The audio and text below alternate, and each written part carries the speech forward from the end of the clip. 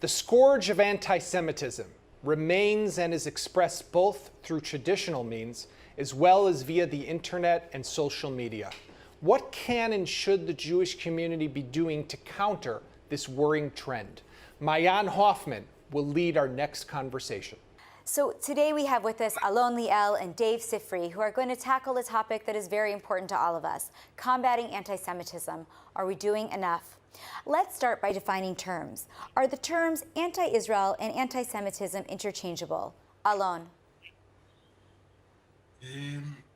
I personally think they are different. Anti-Semitism, or what we usually describe as classic anti-Semitism, is different than what we often describe as anti-Zionism or anti-Israel and so on. I was born in Israel, and you see I have lots of white hair. Long ago, I studied here. All my 3 degrees are from Israeli universities. And first time I went abroad was already as a diplomat. I spent a lot of years abroad as a diplomat, and I was never in my life called a bloody Jew. And never in my life faced classic anti-Semitism. But I faced a lot of anti-Israeli feelings, and there was often called, if I can put it in a short term, bloody Israeli. Wow. So obviously from my own personal history, I see this as 2 different things coming from different sources.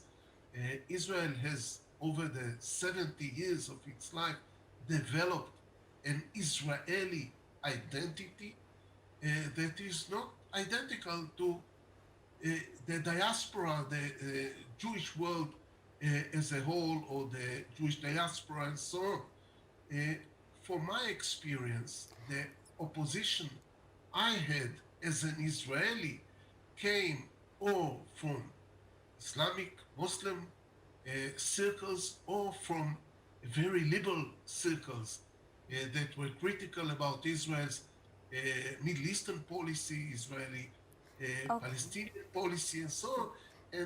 And the opposition, the anti-Semitism the Jews were facing was coming from different parts of the political maps abroad, especially from the extreme right, neo-Nazi circles and so on. So just to sum up the answer, I see it as having different origins, and that we have to fight each one of them in different methods. That makes sense. Thanks so much for that. So now, Dave, the ADL, where you're coming from, has a tremendous amount of research actually looking at this growing trend of anti-Semitism, whether it's from the far left, the far right, or there's some classic anti-Semitism somewhere in the middle. We know that there is a spike. So tell me about some of your online and offline findings. You know, if I recall, things aren't looking so good. Yeah, you're unfortunately true. It's what we found was in our most recent survey in 2019, ADL has been conducting audits since 1979 of anti-Semitic incidents throughout the United States. And in 2019, there was a 12% increase. So we had recorded 2,107 anti-Semitic incidents in that year of all sorts of different severities. Now, that's a 12% increase from what we saw in 2018, and it actually marked the highest number on record since ADL began tracking anti-Semitic incidents in 1979. Now, of those incidents recorded in 2019, 1,127, so about a 6% increase, were cases of harassment. 919 were cases of vandalism, including synagogue and cemetery desecration. And that was a 19% increase from 2018.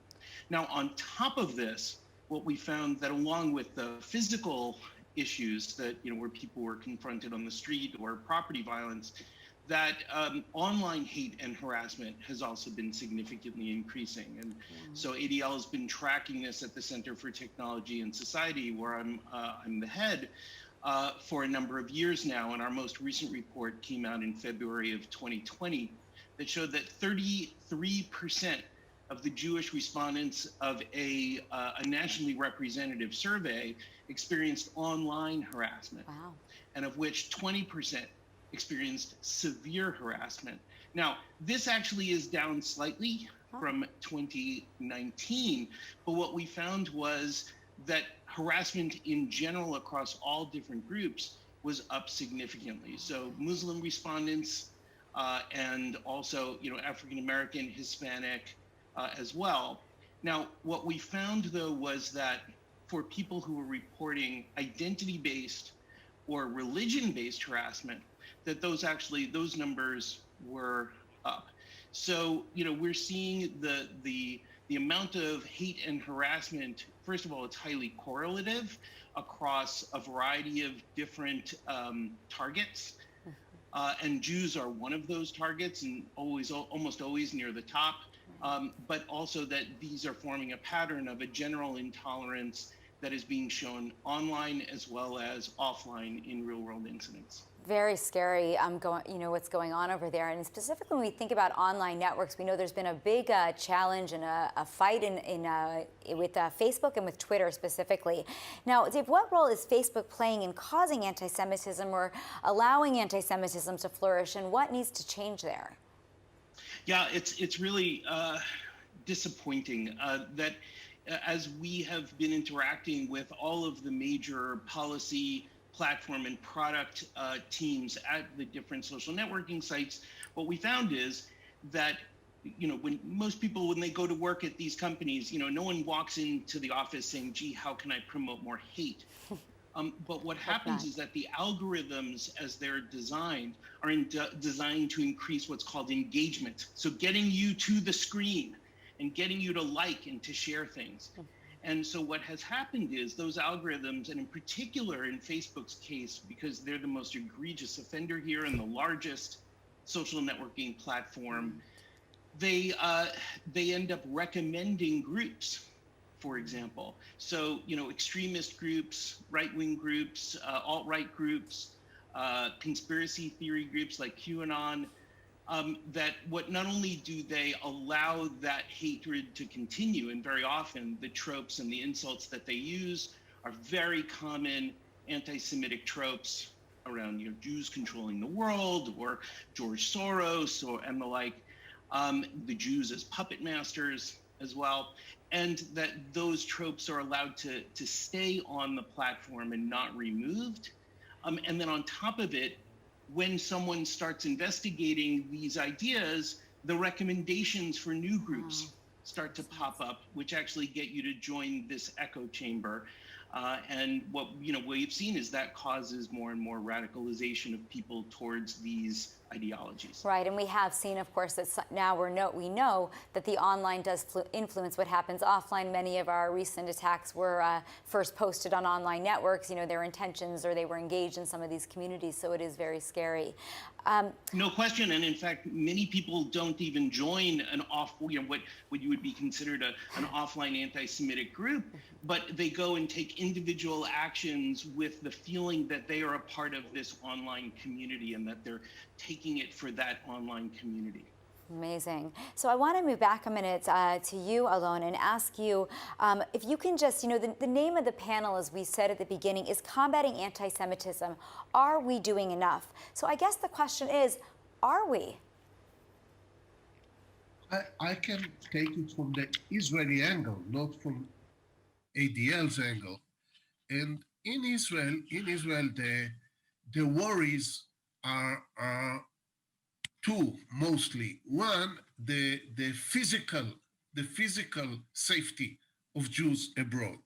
We hear about swastikas, we hear about other kind of harassment and so on, but Israel gets involved mostly when Jews are in danger as Jews. And I don't think it's a big secret, but we always dealt with it. We always guided communities.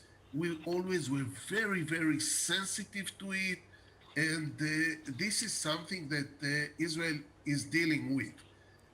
Regarding the other aspects that Dave spoke about, I think Israel should not lead this type of battle. If there are swastikas in a cemetery in Marseille or these kind of things, usually the local community, local Jewish community, asks our embassies to stay aside. And they say it's a matter that between us and the police and so on. And I think we should be very sensitive, not to take the lead and combat local anti-Semitism in different countries with the Israeli flag or under the title of Israeli embassy or Israeli government and so on. That's Another very aspect, interesting. I said this is one aspect. The second one that is causing a lot of concern in Israel and is seen as the modern anti-Semitism is BDS. Right. Israel, as you know, is fighting BDS. Correct. The budget of fighting BDS is about 3 times the budget of our normal Hasbara project, Hasbara department or Hasbara goals. Which indicates, I guess, that we are trying to do something in order to fight it. We are getting short on time, and I do want to go back to Dave for just a minute because, Dave, I want to ask you as well. When we talk about the theme of this panel, which is combating anti-Semitism, are we doing enough? You're sitting there in the United States. We have groups all over the world and all over the United States that are opening up in order to tackle the problem of anti-Semitism. But as you noted, the statistics are not looking better despite all of those groups. So what are we doing wrong? Yeah, and it's very troubling. I mean, even in 2019, there were 3 major attacks on the Jewish community, here in the United States, and a white supremacist opening fire at the Chabad of Poway, California on April 27th. 2 individuals, one of whom was associated with the anti-Semitic Black Hebrew Israelite sect that attacked a Jewish grocery store in Jersey City on December 10th. And on December 28th, an individual attacking a Hanukkah party at the home of a rabbi in Monsey, New York, with a knife, resulting in 4 injuries and 1 fatality. So these incidents are real and they are happening. And it's important that we need to be able to get to the root of this. Some of this is, I think, the fact that a lot of this kind of extremist and violent rhetoric has been normalized in the political discourse. And then you have people who are taking it into their own hands. They see this as something that, we can have a march in Charlottesville and we can bring out our torches and say that the Jews will not replace us. And we're, fine and normal people, right? They're good people on both sides. And so some of this is around how leaders around the world react to this and, how we respond. But the other thing is also online. And one of the initiatives that ADL has been doing most recently is around trying to better understand the extent of hate and anti-Semitism that's going on online. And so we've been building something that we call the Online Hate Index.